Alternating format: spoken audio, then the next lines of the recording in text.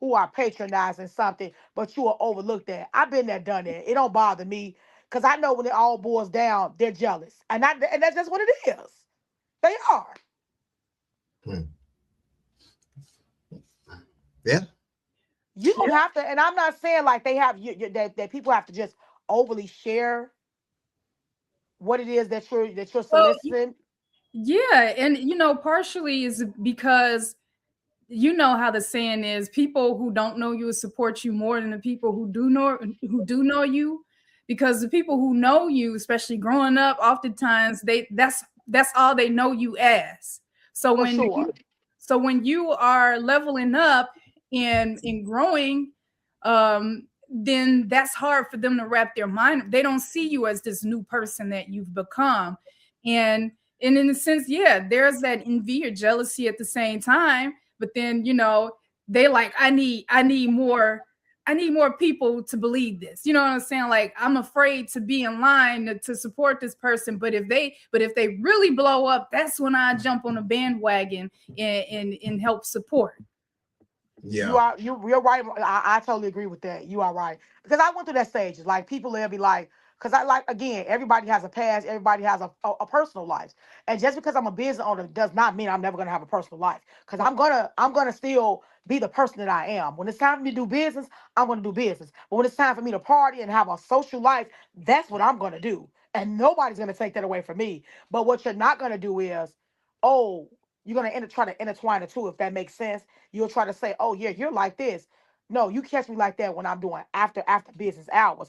Whatever I do on my after all my business is done, whatever I do, that's my business.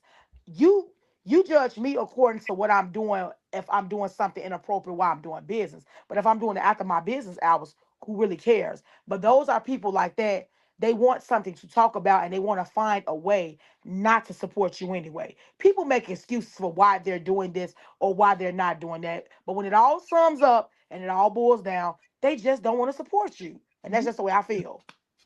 Yep. Yeah. And speaking of support, check this. I know you say you want to get into film, and we talking about social media.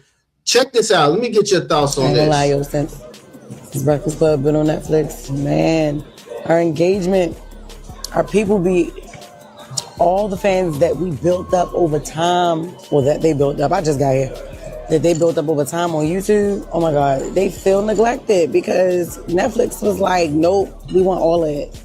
Y'all can't have no other social media presence, none. So now we gotta find other content to do that can go on our other platforms. But it's okay because Just Hilarious got that in a bag, shorty. So I got two moguls on the line. So if you don't know Marsha's background, tell everybody a little bit about your background, because Marsha works with some heavy hitters. So y'all might need to connect too, Bev. Outside of Okay, this, for but sure. Marsha Yep. is a media person. She worked for Power 92, and she know everybody. Tell me who you are, Marsha.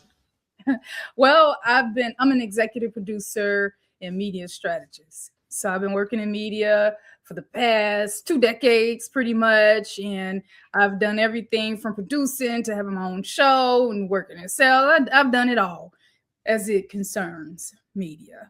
So that's it. Yeah. So Yeah. yeah. So what are your thoughts on the disconnect with fans, from the switch from YouTube to the dynamics of the show from you guys' personal perspective? Why do you think people are really disconnected with the Breakfast Club? Because it was one of the hottest morning show around in the country for I like mean, 16 years. I feel like what happened is not unusual. Um, it was, I forgot the name, Boston Market. I can use them as an example, right? When something works and people are familiar with it, this is what they expect. And then when you change up the menu and redirect people into another uh, focus, then it's kind of hard for them to wrap their minds around. So when you start changing up the ingredients to something that's already been working, sometimes it could be to your demise as well. And then in a sense, people know that they feel like you're selling out. Um, the corporations, they start you, it's certain things you have restrictions to. What you was once able to do, you can't do anymore. And then that's when you start to see the fall of a lot of companies or shows in this case. But that's my own opinion. What's your thoughts, Bev? You know what? I totally agree with you, Marshall, on that because it's like when you is nothing as within any situation, whether it's business or personal, and when time comes along, things are gonna always change. That's just the reality of life, okay? And there's nothing wrong with making slight changes, but you don't have to, but for me, what I do, even when I make small changes to businesses that I have, I switch it up just slightly because guess what? Everybody isn't open to change. And the first thing that people are going to say is, well, you didn't used to do it like that. Why are you changing all of a sudden now? You have to slowly but surely Yeah. like introvert change because everybody isn't open to change. I'm gonna give you a perfect example, right? In December, I brought Big Sexy out. I flew Big Sexy out to come do a pop-up shop for me.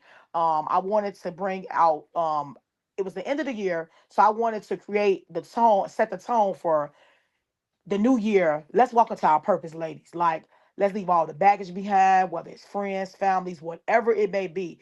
It's time for us now to start walking into our purpose as individuals, right? So someone asked me or asked, we're making comments, which I don't know why it did concern them. Well, why she not charged to get into that pop-up shop? For me, why would I charge to because I'm the one chose to fly celebrity out. Let's start there. That's number one. They paid their vendor fees. Why would I charge people to come inside that pop-up shop when that would take away from the vendors? People are not gonna do all of that. And that's not good marketing for me. Because the first thing my loyalty is to them. Because and guess what? They're loyal to me. So I feel like I'm gonna be loyal to them. I'm not one of those type of business owners that's trying to I make money, of course. But for me, it's the bringing people together that's more important to me. So no, I'm not going to be charging people